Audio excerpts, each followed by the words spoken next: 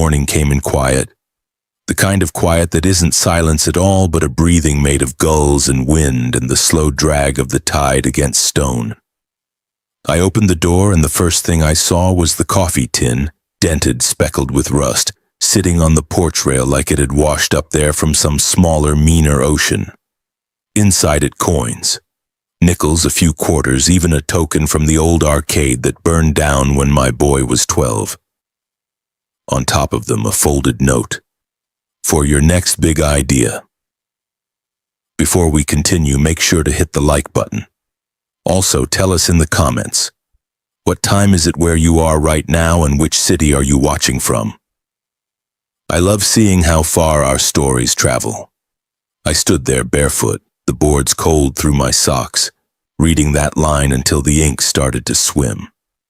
The handwriting was careful. Too careful. The way a man writes when he's trying to pretend he isn't cruel.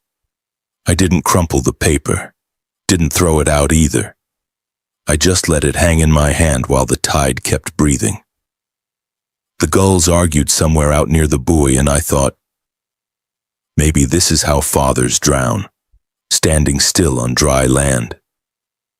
The birthday had been the day before, 67. My son hadn't come inside. He'd left the tin and driven off before dawn, his truck coughing against the fog.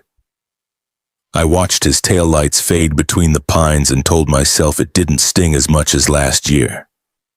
That's the lie age teaches you to practice. The idea that the heart calluses if you just keep using it. I brought the tin into the kitchen, set it beside the coffee maker, and listened to the old house sigh. Paint flakes drifted down the window frame, catching in the light. Everything here was tired, me most of all. 3 winters ago, I'd tried to turn the abandoned marina into a co-op. Thought I could give the lobstermen a place to dock for half the cost the developers demanded. I mortgaged the truck, the tools, even my late wife's piano. The town smiled while I signed papers and whispered when the bank reclaimed the pier. By the next spring, the whole venture was a cautionary tale told over beer and chowder. Now people crossed the street to avoid my eyes. My son stopped calling me Dad sometime between the court filings and the auction. Just started calling me by my name, Gavin. Like I was a neighbor he barely knew. I took a long sip of burnt coffee and looked out toward the water. The ferry slip was still there, half buried in seaweed, the posts leaning like old men who'd seen too much. Every morning for the past month, I'd driven out to East Reach before sunrise and watched the current, counted minutes between swells, logged the direction of drift. Folks thought I was killing time. I wasn't. I was taking its measure. There's a difference. See, years ago, back when my knees still worked and the bridge crew trusted my calls, we had a mailboat that ran from East Reach to the outer islands. Cheap, dependable, loved by everyone except the ones who wanted to own it. When the last captain died, the permit lapsed and the town forgot it ever mattered. But tides don't forget, and neither do men like me. I'd been charting those waters again, marking the soundings in a notebook so worn it looked biblical. There's a route there, shorter, safer, and worth saving. I hadn't told anyone, not even my daughter-in-law, who still waved politely when we passed in the market. Some things can't survive small talk. The only people who knew were Nora Keene, the bus dispatcher who handles papers for the county lawyer, and Ephraim Malloy, a shipwright so old he measures years in hulls restored. They believed me because they'd seen loss themselves, and because faith in a small town is a kind of rebellion. Nora had the mind for timetables. She could see a week like a puzzle, fit shifts and tides together until they made sense. Ephraim had hands like bark and a laugh that came out of him like a foghorn. He'd promised that if I ever found a hull worth saving, he'd make her seaworthy again. For the price of hope and a few gallons of paint. Hope's dearer than paint, but I said yes. So I kept working in secret. I'd already convinced 7 fishermen to sign pledge cards. Prepaid commuter passes, really, for a ferry that didn't exist yet. Told them I was taking interest readings, which wasn't entirely a lie. Each signature felt like a plank nailed to something solid. That's why the tin of coins didn't break me. It only clarified the math. The boy thought he'd given me a joke. What he'd really given me was noise, metal against metal, to keep me awake when doubt came creeping.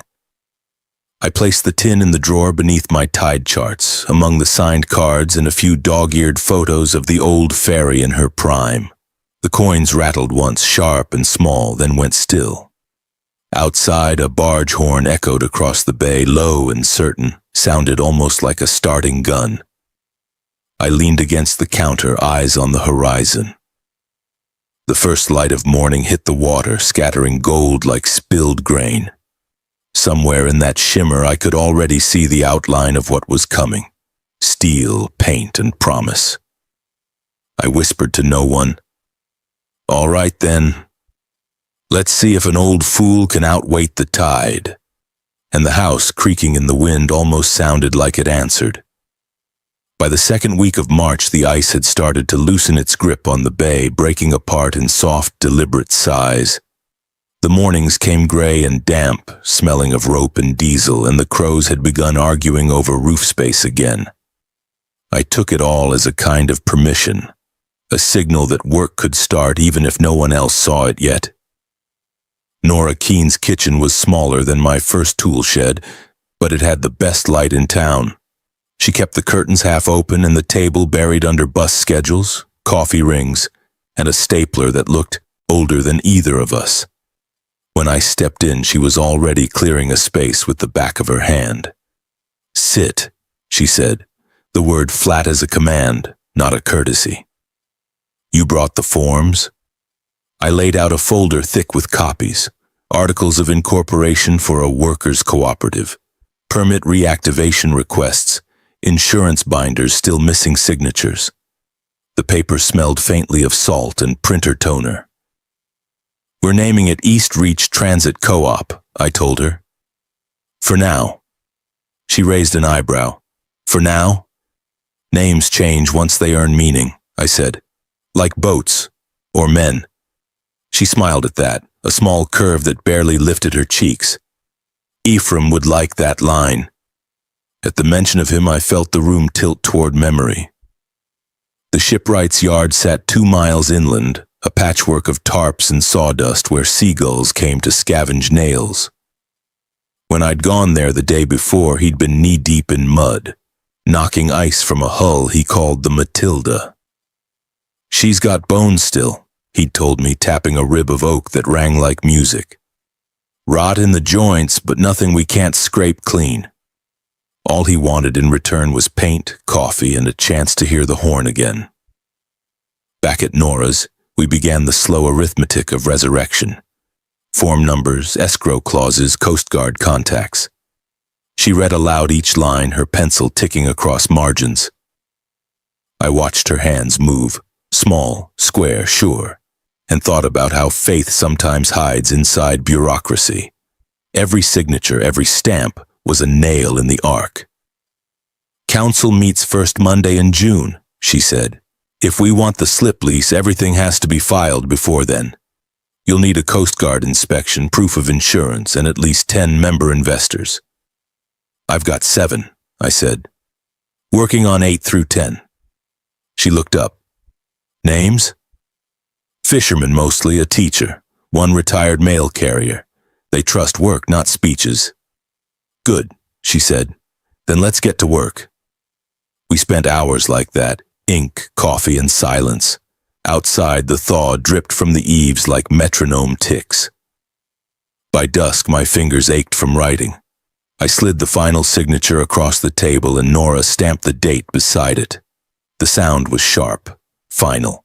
East Reach Transit Co-op. Filed. When I stepped out onto the porch, the wind carried the smell of tar and salt from Ephraim's direction. I took it as an invitation. His yard looked worse in daylight, rusted drums, broken ladders, gulls screaming over scraps. But in the center of it all lay the Matilda. tilted and dignified as though she remembered being loved. Her paint was the color of old teeth, her name barely legible. Ephraim stood on her deck, sleeves rolled, hammer in hand. "You came back," he said. "Paperwork's in motion," I answered. Figured she should be too. He grinned, gap-toothed and bright. "Then grab a scraper." We worked until sunset. Rust fell like snow. Beneath the corrosion, real color lived, faded blue, stubborn as faith. Ephraim told stories while we worked. Storms survived, men lost, ships renamed. I listened more than I spoke. There's a rhythm in labor that words can't improve. When the tide turned, he leaned on his hammer. "You'll need money, Gavin, more than pride." "I've got pledges," I said. "Pledges don't buy bolts. I'll find the rest." He studied me for a moment, then nodded. "You always were a man who built from the middle out. Just make sure you finish the edges this time." 2 weeks passed like that.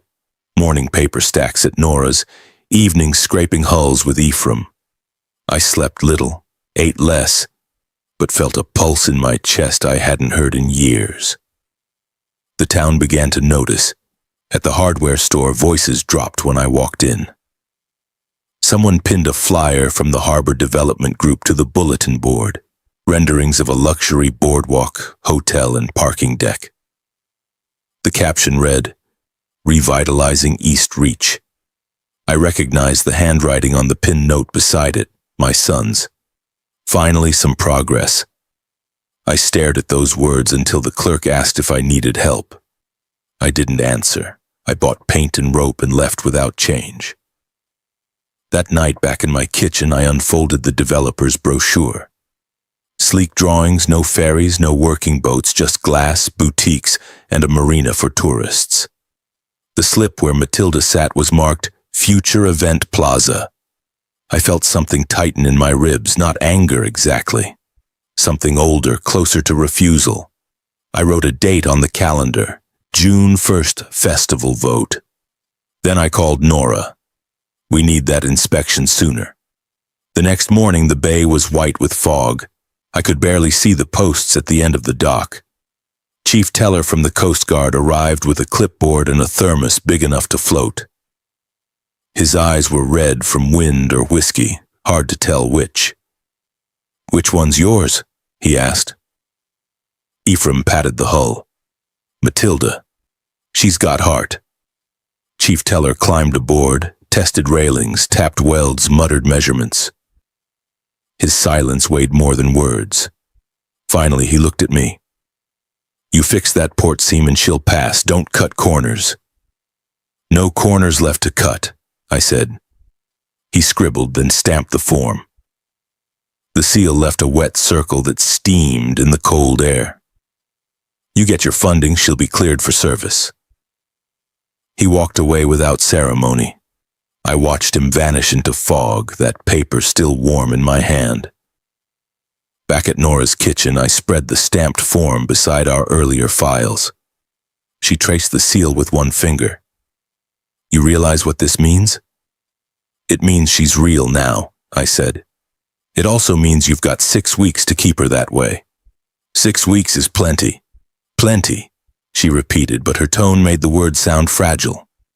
We sat in quiet for a while. The only sound was the wall.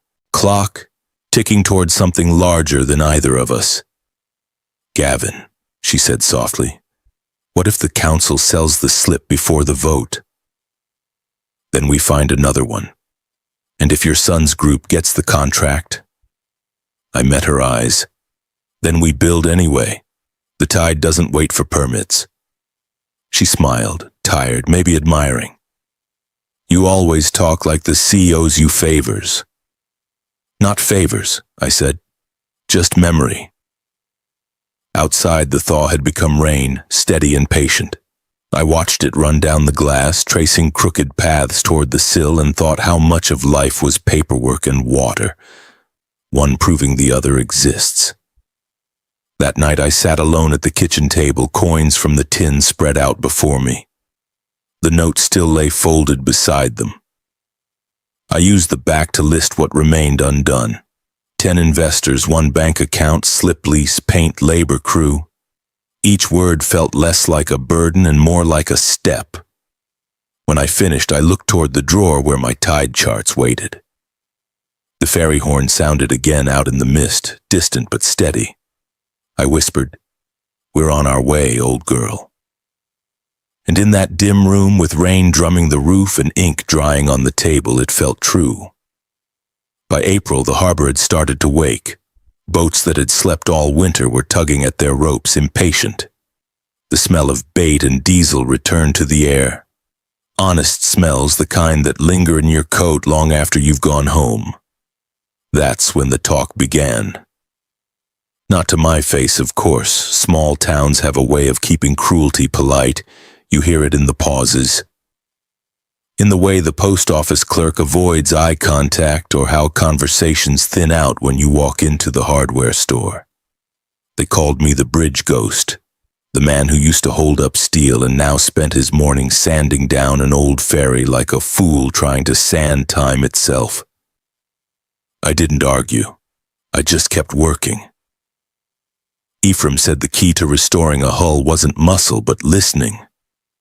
"Wood'll tell you what it can take," he said, tapping a plank with the back of his hammer. "It'll whisper when it's done pretending." I liked that. Seemed truer than most sermons I'd heard. We replaced ribs one by one, riveted steel plates back to life, and scrubbed years of rot out of her seams. Every blow of the mallet sent a message through the dock, a rhythm the whole harbor could hear if they cared to. Some nights, when the fog rolled in thick as soup, I stayed past dark with a work lamp clamped to the rail. The light spilled across the bay like a secret I wasn't ready to hide yet. Nora stopped by on Wednesdays, her car smelling of diesel and paper. She always brought a new stack of forms, receipts, ledgers, investor agreements. "The co-op account's open," she said one afternoon, handing me a checkbook. "First deposits cleared this morning." "How much?" $1,700 and a promise from the cannery foreman for another, 3. I turned the book over in my hands. $1,700's not much to float a dream. "It's enough to prove it's real," she said. "You'd be surprised how far real can travel in this town." I wanted to believe her, but that night the radio killed the feeling. The evening news carried a segment on the Harbor Development Group. Plans for a luxury promenade, a ribbon cutting expected to create 20 new jobs. The announcer's tone was all sugar. My son's voice came through halfway. "The future belongs to those who adapt," he said, steady, confident. "And East Reach deserves a new face." Hearing him like that, public, sure, polished, felt like swallowing broken glass. I shut the radio off mid-sentence and let the silence close over me. The next morning, the hardware store window had a new poster. The developer's rendering of glass towers and yachts. Someone had scrawled "Bridge Ghost Ferry Fantasy" across the bottom in chalk. I left it there. Chalk washes off. Steel doesn't. By May, the Matilda had color again. Ephraim mixed paint with an old carpenter's patience. Sea blue over white trim, a stripe the color of dusk running her length. She looked sturdy now, not proud yet, but ready. We took her out for a test tether, easing her ropes against the current. She creaked and groaned like a woman waking from a long sleep. Ephraim grinned. "See that? She remembers what she is." We brought her back in and checked the bilge for leaks. Dry, solid. That night I opened a folder on my kitchen table.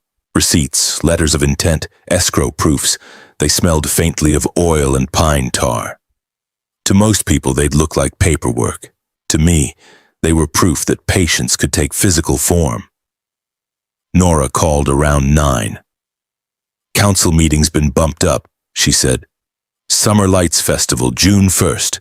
They're voting to allocate the ferry slip to the developers and sites, unless we show proof of operation." "Operation?" I asked. "Ticket sales, manifest, permits, the works." "We're not scheduled to launch until August. Well, move faster, she said, then softened. I'll help however I can. After she hung up, I sat staring at the tide chart pinned above my sink. The room smelled of salt and coffee. Outside, foghorns traded distance with one another. I whispered to no one. 6 weeks. The word hung in the air like a promise that had to hurt before it healed. The next few days became a blur of motion. Ephraim hammered through sunrise. Nora spent her lunch breaks filing paperwork from her car. I drove up and down the coast collecting signatures. Small business owners, dock hands, even a few commuters who still believed the sea could be a road, not a wall. A teacher at the middle school bought 5 monthly passes. For my students, she said. Some of them never left the island before. Every signature added a weight I could finally carry. Then came the rumor. Down at the diner, I overheard 2 men talking. Loud on purpose. You hear the bridge ghost son's working for the developers now? Said his old man's Ferry's just for pity votes. The other one laughed. Guess the apple doesn't fall far, just sinks slower. I didn't turn around, didn't speak. I finished my coffee, left a $1 tip, and walked out. The insult didn't sting as much as the laughter. That's the thing about mockery. It only works if it echoes what you already fear might be true. But I wasn't done yet. Not even close. The last Saturday of May, Nora gathered us at her kitchen again. She had circles under her eyes and a folder full of stamped documents. Coast Guard's final approval, she said, sliding the form across the table. Insurance confirmed, tax ID active. What's missing? I asked. Public verification, she said. We need to show them she floats. Ephraim chuckled. She floats just fine. I watched her breathe yesterday. I mean witnesses, Nora said, and people need to see it. So we planned a soft launch. Nothing fancy. Just a handful of townsfolk and a borrowed brass bell. We set it for the Sunday before the festival. The night before, I hardly slept.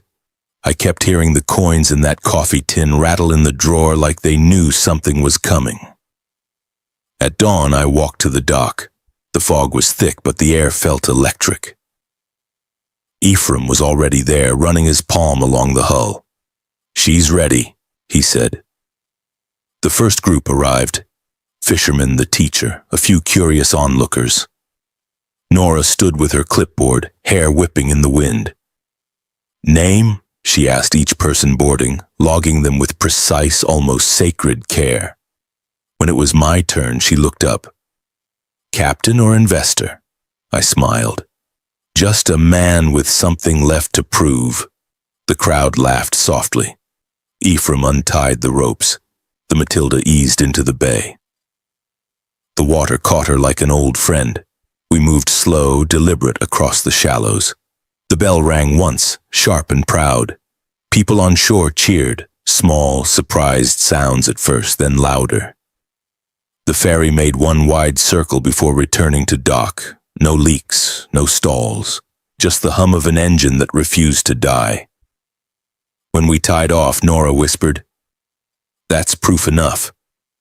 I looked toward the town, the flags, the faces, and somewhere beyond them I could almost feel my son watching. Maybe not proud, maybe not even angry, just aware. The tide had turned, and for once it was turning my way. By the time June's first heat rolled in, the bay had changed colors. The water, once gray and tired, glowed green again. The air smelled like kelp and gasoline, and even the gulls seemed to have louder opinions. You could tell something was building, a kind of anticipation that lives in the space before sound. The Summer Lights Festival was 4 days away. The vote, our vote, was the final item on the council's program. If we failed to secure that slip, the Matilda would have no legal home. The developers would pave the dock, lay brick where tides should breathe, and I'd lose the only second chance I'd ever earned. That morning, Nora brought her coffee in a thermos the size of a prayer book. She sat on the ferry's railing, scanning her list. You've got the insurance certificate, Coast Guard approval, co-op filings, investor ledger, and ridership manifest. Everything is in order except one thing. What's that? You, she said. I frowned. What do you mean? You've got to speak at that hearing. Not just hand them papers, speak. I shook my head. Paper's cleaner than people. That's why people trust it less, she said. They need to see your face, Gavin. They need to remember who built the bridge they still drive over every day. I didn't answer right away. I just stared out toward the horizon where the mainland faded into haze. I'd spent a lifetime letting my work talk for me. Words had always felt like decoration, fine on holidays, useless when the wind came up. But maybe she was right. Maybe silence had become its own kind of hiding. That evening, Ephraim and I stood on the dock, brushing a final coat of sealant over the railings. The sun was a red coin sinking into the bay. You think they'll listen? I asked. Who? The council, the crowd, my son. Ephraim's laugh came out rough and warm. Don't mistake listening for agreement, lad. You just tell the truth plain enough that silence feels heavy after. He tapped the railing twice. That's what a good hull does. It doesn't argue with the water, it just holds. I smiled at that. You ever get tired of talking in parables? He looked at the sea. You ever get tired of pretending not to need them? We worked in quiet for a long while after that. The light stretched thin and gold across the waves, and every sound, rope creak, hammer tap, felt slower, deliberate, as if time itself wanted to watch. When the paint bucket finally emptied, Ephraim took something from his coat pocket. A small brass bell, tarnished green with age. From my first launch, he said, back when men still used slide rules and guts. He handed it to me. Every vessel earns its name twice. Once when she's built, again when she's believed in. You'll know when to ring it. The metal was cool against my palm. You sure? He nodded. It's waited long enough. Later that night, I drove out to the old farmhouse where my son lived. The porch light was on. Through the kitchen window, I saw him laughing with his wife, my daughter-in-law, over something on her phone. The sound carried faintly, warm and ordinary. I sat in the truck with the engine idling, heart caught between ache and pride. She noticed me first. Her smile faltered when our eyes met. After a moment, she slipped outside, closing the door behind her. Evening, I said. She folded her arms, leaning against the rail.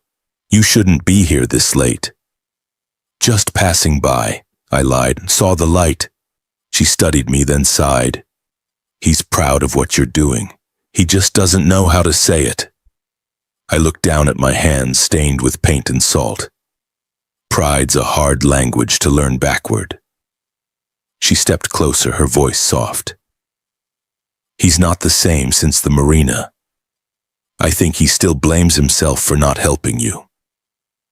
I shook my head. I built that failure myself. He just watched the pieces fall. She held out a small object, my spare house key, the one I'd given them years ago when the storms were bad. You might need this again, I said. She pressed it into my palm anyway. Just come to the vote. Don't leave before he gets his say. Her voice cracked a little, and before I could answer, she went back inside. I sat there for a long while after engine humming like a heartbeat that wouldn't quit, thinking about everything that word, say, could still mean.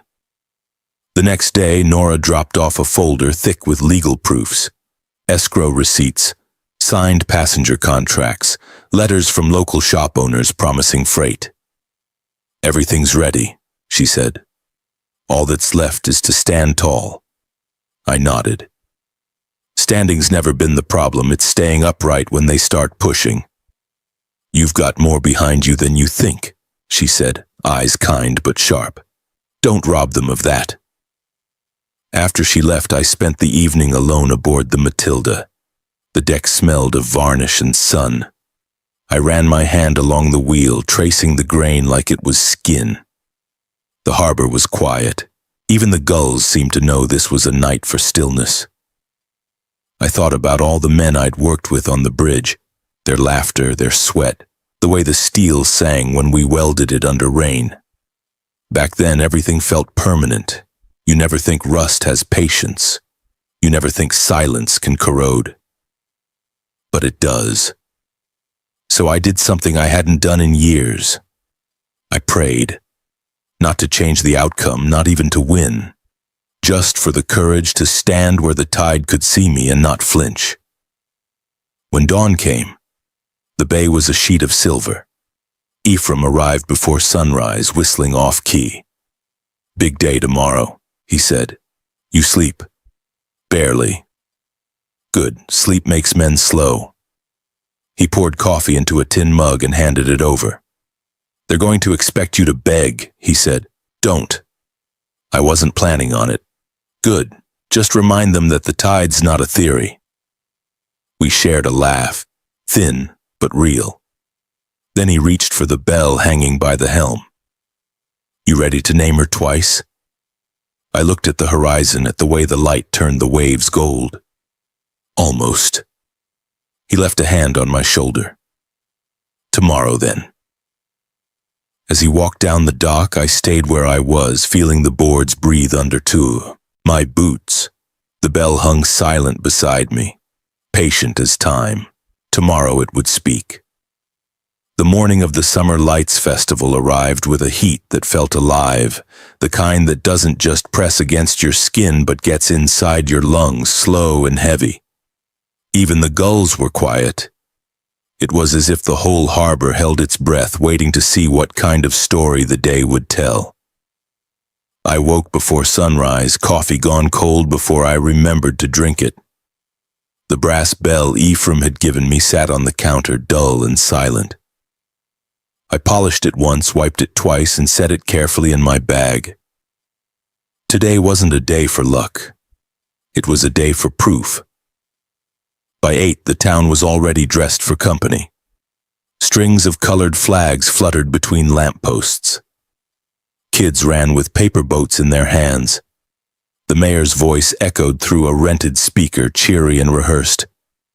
"A celebration of progress and prosperity for all of East Reach."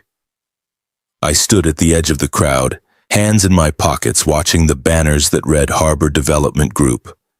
"Building tomorrow today." The words made my jaw tighten. You can build tomorrow, sure, but only if you remember who built the yesterday you're standing on.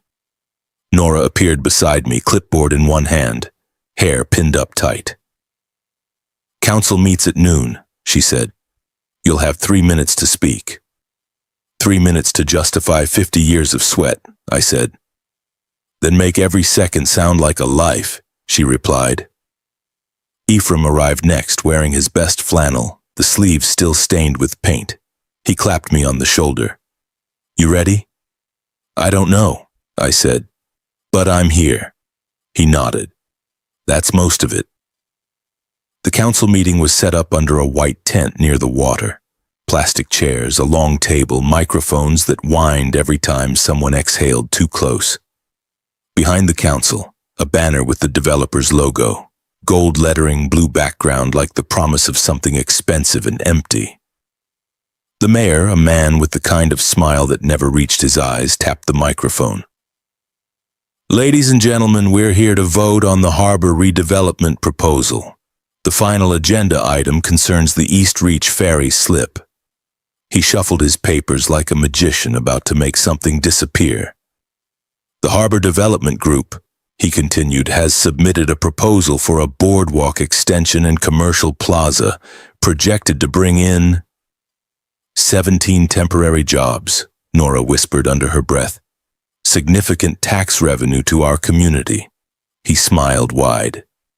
"Before we proceed to vote, we'll allow brief public comments." A man in a tailored suit, the developer's spokesperson, stepped up first. He talked about modernization, tourism, investment. Every word was polished to shine and slip past truth. Then my son stood. My chest tightened before he even spoke. He wore that same confident smile he'd had on the radio. "A change isn't an insult to tradition," he said. "It's how we survive." Applause followed him like a wave. I watched him return to his seat beside the developers, shaking hands like he'd already won something. The mayor scanned the list. Next speaker, Gavin, representing East Reach Transit Co-op. For a moment, the world went silent. My name, just a word, really felt heavier than it should. I walked to the microphone, boots echoing against the plywood stage.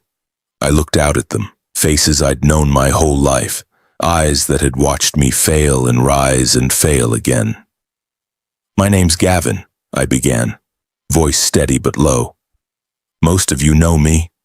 I've built bridges for 40 years in this county. Maybe you've driven across one this week without thinking who put it there. That's all right. The best work is the kind that disappears under your feet." A murmur moved through the crowd. "I'm not against progress," I said. "But progress isn't always something you build over the water. Sometimes it's something you keep on it. The ferry we're fighting for, the Matilda, isn't nostalgia. She's transportation, she's jobs, she's connection. For kids who can't afford to move inland, for workers who lost their cars when the plant closed, for families who need the sea to make sense again." I reached into my bag and pulled out the ledger. Passenger passes, stamped contracts, receipts. I set them on the table. These aren't dreams. These are paid commitments. Real people, real miles, real purpose. Then I lifted the brass bell, held it high. This belonged to the first ferry captain who ever ran this route. He rang it every dawn to tell the town it still had a way forward. I'm asking you to let us keep that sound alive. The mayor shifted uncomfortably. The crowd had gone quiet. Even the gulls seemed to listen. "Some men build towers," I said softly. "Others build ways home." I stepped back. No applause, no words. Just the long, weighty silence that comes when people realize something true and don't yet know how to feel it. Then the voice I knew too well broke the quiet. "You're living in the past," my son said. He rose, addressing the crowd more than me. "We can't cling to sentimentality. My father's ferry isn't the future, it's a vanity project." The words hit like stones. The crowd shifted, whispers rising. I could have argued, I could have shouted, but I didn't.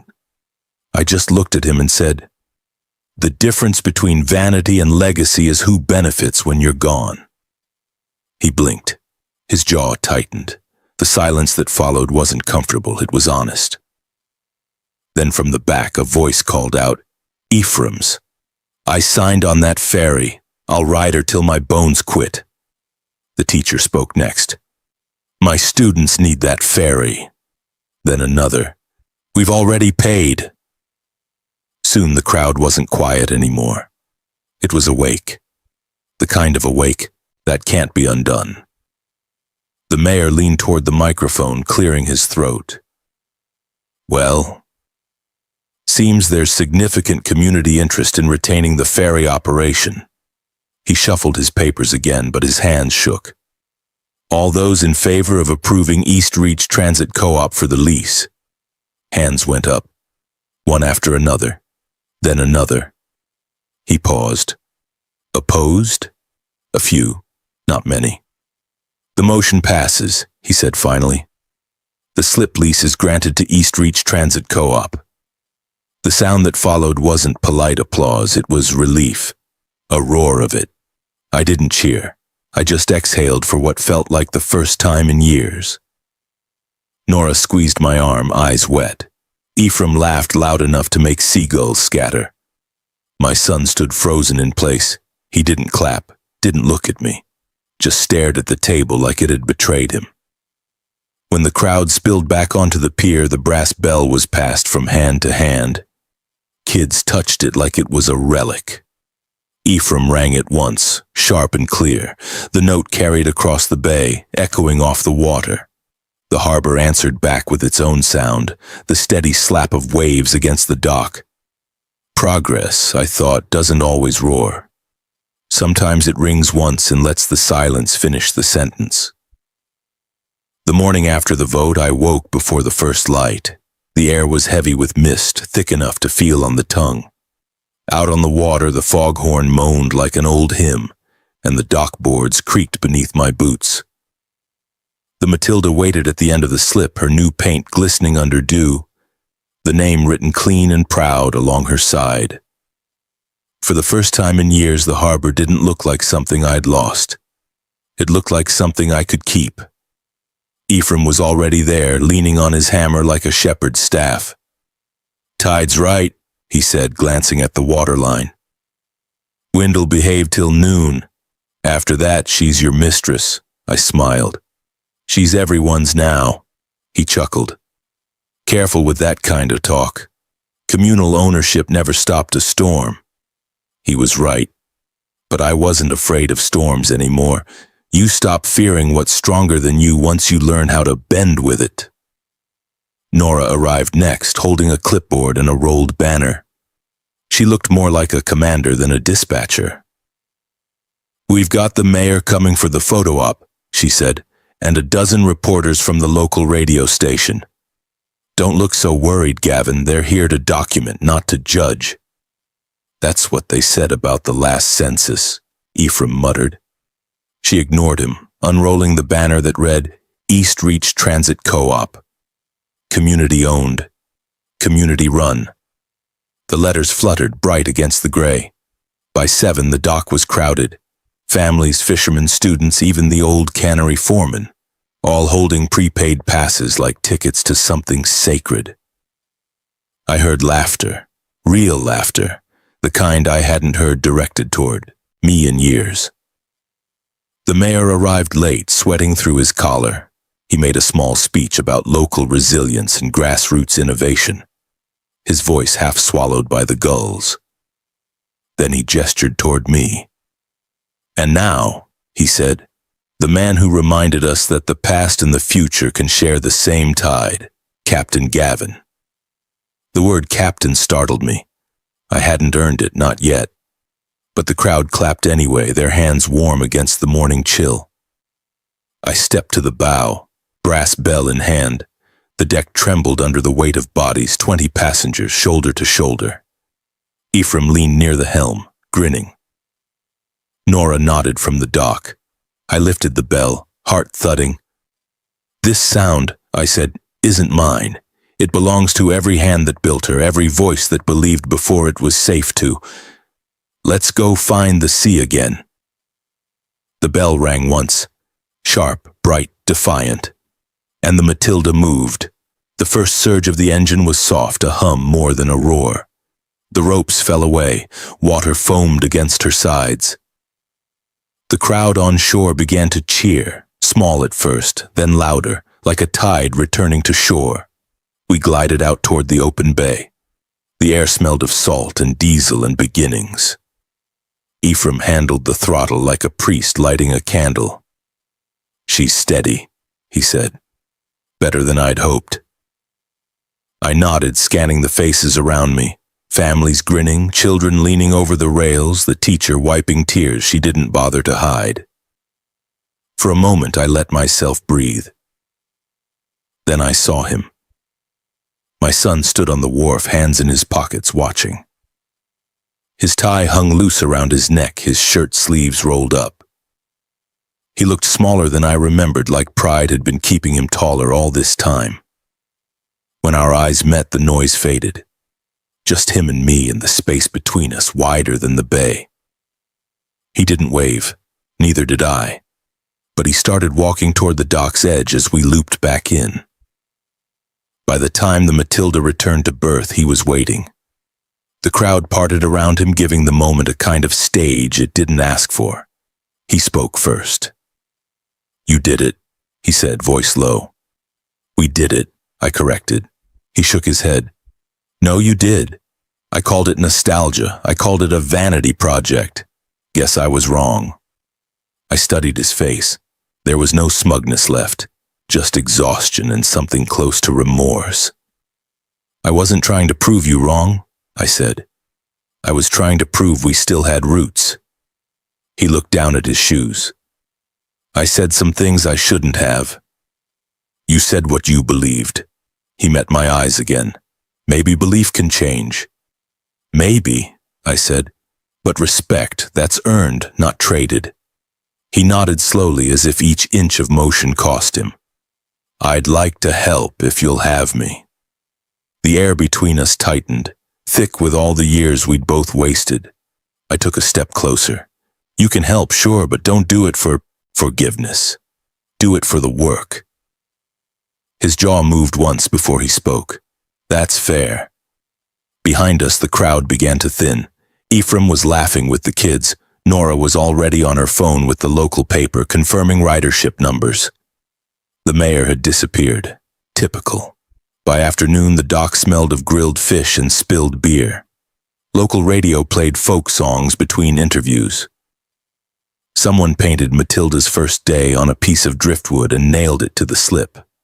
The ferry made 3 more runs before sunset, each one fuller than the last. Tourists mixed with fishermen, old men mixed with teenagers. Nobody cared who sat where.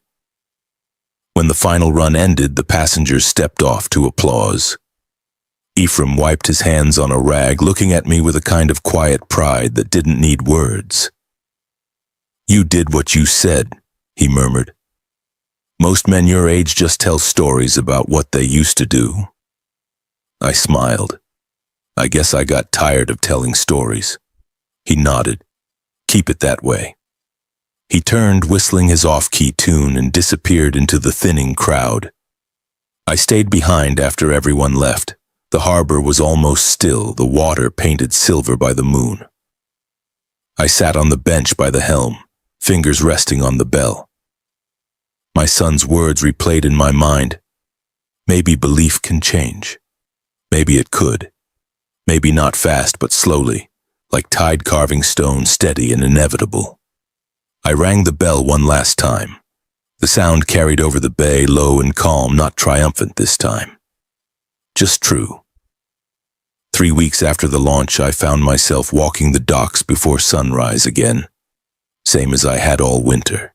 Except now the silence had changed. It wasn't the silence of defeat anymore or of waiting for something that might never happen. It was the silence of motion, of a town breathing in rhythm with the tide again. The harbor had sound now.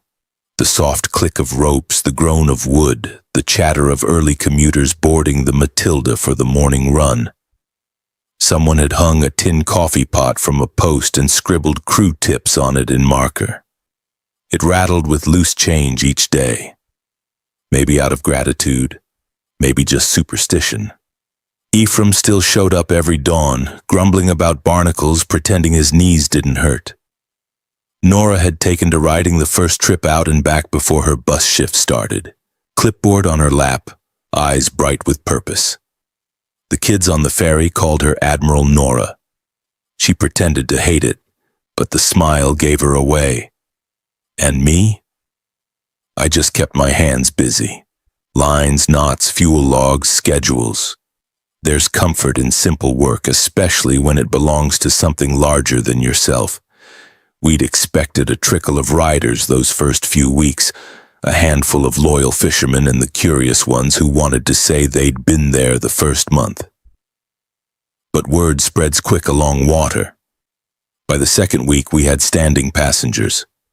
By the third, the town accountant called to confirm we'd hit operational profit. He said it twice, like the numbers might break if he believed them too fast. When I told Ephraim, he spat his coffee straight into the bay. Hell, he said, guess we're legitimate now. I laughed so hard it hurt. It wasn't just about money. It was the rhythm. The ferry horn each dawn, the whistle of ropes tightening, the splash of boots on the gangplank. Life had a sound again, and that sound had my fingerprints on it. Still, even joy carries its shadows. Every evening when the last ferry tied off, I found myself staring down the road toward the hill where my son's truck sometimes parked. He hadn't come back since launch day. No phone call, no visit. Just that moment on the dock, his face half pride, half apology, replaying itself in my mind like the last line of a song you can't stop humming. I told myself not to expect anything. But fathers lie best to themselves. One night, 3 weeks after the launch, I was locking up the ferry office when I heard tires crunch on gravel. Headlights swept the dock, his truck. The same one that used to pick me up for diner breakfast before we stopped talking. He stepped out, no tie this time, just jeans and a tired face. He carried something in his hands, a metal toolbox, old and scuffed. "Brought this back," he said. "It's yours?" I recognized it. My toolbox, the one I'd given him when he bought his first car. "You kept it clean," I said. "Didn't have much reason to use it," he replied. We stood there a while, letting the water do the talking. Finally, he said, "I've been watching the numbers. You're turning profit already." "I am," I said. "We are." He nodded slowly. "You need help winterizing the fuel lines?" I looked at him then. Really looked. He wasn't the boy who'd left a coffee tin on my porch anymore. He was a man wearing his mistakes like salt stains on denim, visible but clean in their honesty. "I could use another pair of hands," I said. "But there's no room on this dock for pity." "Not offering any," he said, "just work." "Good," I said. "Work I can take." He smiled, a small, weary curve of the mouth like he wasn't sure if he deserved it. "When do we start?" "Now," I said, "tide's turning." We didn't talk much after that, just worked. The sound of tools, the rhythm of old routines rediscovered. I handed him the wrench once, and for a moment the metal felt like an apology passed between us. When we finished, the fuel line gleamed in the lamplight. I tested it, and the engine gave a low, steady hum. "Still runs quiet," he said. "Always did," I replied. "You just have to listen close." He nodded. "Guess I forgot how." "You remembered tonight," I said. He didn't answer, but his shoulders eased. We stood side by side, the bay black and smooth as oil, the air cool on our faces. Somewhere in the dark, a heron cried. He turned to leave, but paused. "You ever gonna open that coffee tin again?" I smiled. "Already did. Used the coins for the first gallon of paint on the Matilda. Best return on investment I ever got." He laughed. A real laugh this time, light and human. "Good," he said. "Guess I'm finally part of something that worked." "You always were," I said quietly, but I don't know if he heard me. The tide was rising and the sound swallowed the words. Weeks rolled on. The co-op hired 3 new crewmen. Ephraim retired for good, leaving his hammer nailed to a post by the dock, a promise more than a farewell. Nora took over scheduling, and the mayor sent word about a tourism grant we didn't even apply for. Funny how governments show up after the work's done. As for me, I stayed at the helm. Every morning I ring the brass bell once before the first run.